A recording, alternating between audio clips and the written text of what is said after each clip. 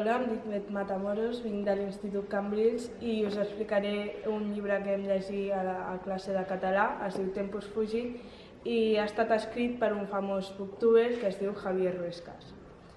En aquest llibre la vida ja no és com la sabem, és en un futur i tracta sobre una plaga que deixa en coma a nombrosos adolescents.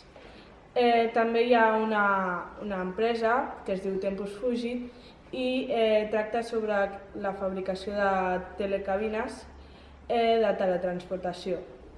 Per aquest motiu, la vida de tres joves es tindran que unir sense cap motiu aparent, però tindran que completar una missió junts. El primer jove és un noi que ve del passat i l'únic que vol és retornar al seu món. La segona és una noia sense cap passat aparent i el tercer és un lladre de futurs.